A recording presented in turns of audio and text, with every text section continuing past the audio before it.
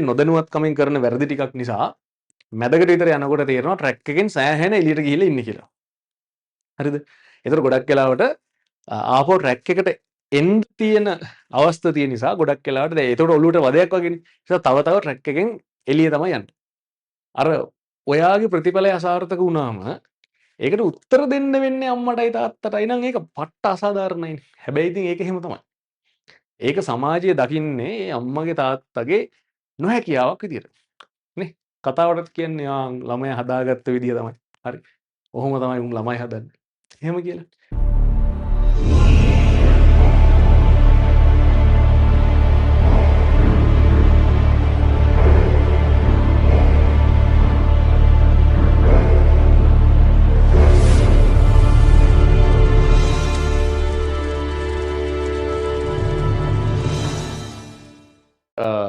මට කියන්න දැන් ඔයාලට උඩ බැච් එකේ කට්ටියගේ දැන් ප්‍රතිඵල ඇවිල්ලා තියෙනවා. හරි.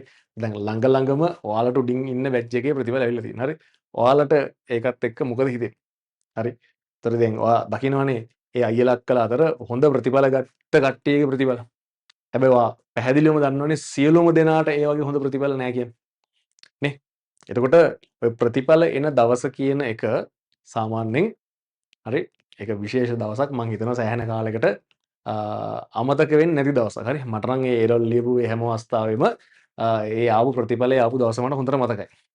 හරි මොකද දැන් ඕකේ තියෙන පොයින්ට් එකම දැන් ගොඩක් ළමයි A-level කරන්න ආවට පස්සේ විශේෂ කාගෙන්වත් මේ උපදෙස් ලැබෙන්නේ නැති නිසා කියලා කියන්න අමාරුයි. උපදෙස් ලැබෙනවා. හැබැයි ඒක ඔලුවට යන්නේ නැහැ. ඉතින් සමහර දේවල් අපිට තේරෙන්නේ අපිටම වුණාමනේ. හරි ඉතින් A-level කාලට ආවට පස්සේ මොන හරි නොදැනුවත්කමින් කරන වැරදි ටිකක් නිසා මැදකට විතර යනකොට තේරෙනවා ට්‍රැක් එකෙන් සෑහෙන එළියට ගිහිල්ලා ඉන්නේ කියලා. හරිද? ඒතර ගොඩක් වෙලාවට ආපහු ට්‍රැක් එකට එන්න තියෙන අවස්ථා තියෙන නිසා ගොඩක් වෙලාවට දැන් ඒතකොට ඔලුවට වදයක් වගේනේ. ඒ නිසා තව තව ට්‍රැක් එකෙන් එළිය තමයි යන්නේ. හැබැයි මොන දේ කරත් විභාගයට මුහුණ දෙන්න සිද්ධ වෙනවා. නේ? ඒතර මුහුණ දුන්නාට පස්සේ ප්‍රතිඵල එන දවසක් එනවා. ගොඩක් වෙලාවට ගෙවල් වල ඒ ප්‍රතිඵල එන දවස වෙනකන් අම්මලා තාත්තලා හිතන් ඉන්නේ කොල්ලා O level කාලේ හරි කොල්ලා වෙන්න පුළුවන් කෙල්ල වෙන්න පුළුවන් O level කාලෙත් ඉතින් අර ඔය කොහොම හරි කරලා අන්තිමට ඒ ටිකක් දාගත්තනේ. ඔය මොන හරි කරලා මේ A levelුත් අන්තිමට ගොඩ දායි කියලා. හැබැයි සමහර ළමයින්ගේ ප්‍රතිඵල එනකොට ඉතින් හරිද? ගෙවල් වල මල ගෙවල් වගේ තමයි.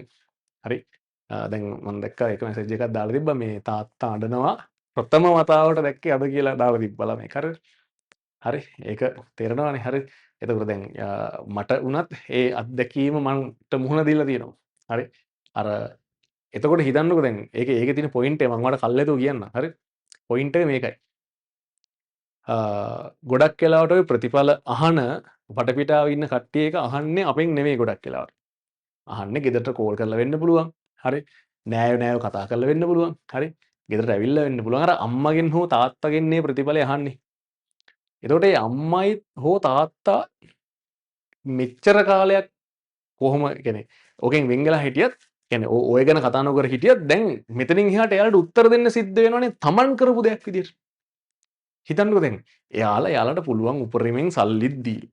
හරිද? එයාලගේ වියදම් අඩු කරගෙන කොහොම හරි ක්ලාස්සස් වලට වියදම් කරලා. ඔයාලගේ ඇඳුම් ඉල්ලන විදියට බස් ගාස්තු ඉල්ලන විදියට හැම දෙයකටම වියදම් කරලා. හරිද? අර ඔයාගේ ප්‍රතිඵලය අසාර්ථක වුණාම ඒකට උත්තර දෙන්න වෙන්නේ අම්මටයි තාත්තටයි නම් ඒක පට්ට අසාධාරණයිනේ. හැබැයි ඉතින් ඒක එහෙම තමයි. ඒක සමාජය දකින්නේ ඒ අම්මගේ තාත්තගේ නොහැකියාවක් විදියට. නේ? කතාවටත් කියන්නේ ළමයා හදාගත්ත විදිය තමයි. හරි.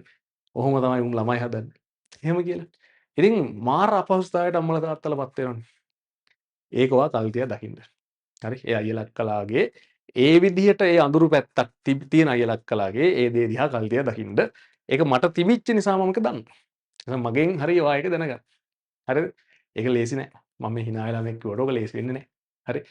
අම්මලා තාත්තලා විශේෂයෙන්ම තාත්තා අපහසුතාවයටපත් වෙනවා බලන් ඉන්න එක නම් ලේසි වෙන්නේ නෑ ඉතින්. හරි. ඉතින් එතකොට තාම කල් තියෙනවා. ඔයා ඔයාගේ අඩුපාඩු හදාගෙන පේපර්ස් කරලා හරිද? මොකද මේ ජීවිත කාලෙම වෙනස් වෙනව නෙවෙයිනේ. A level වලට වෙන් වෙලා තියෙන මේ කාලය තුළ තමන්ගේ උපරිමය දෙන්න ඕනි.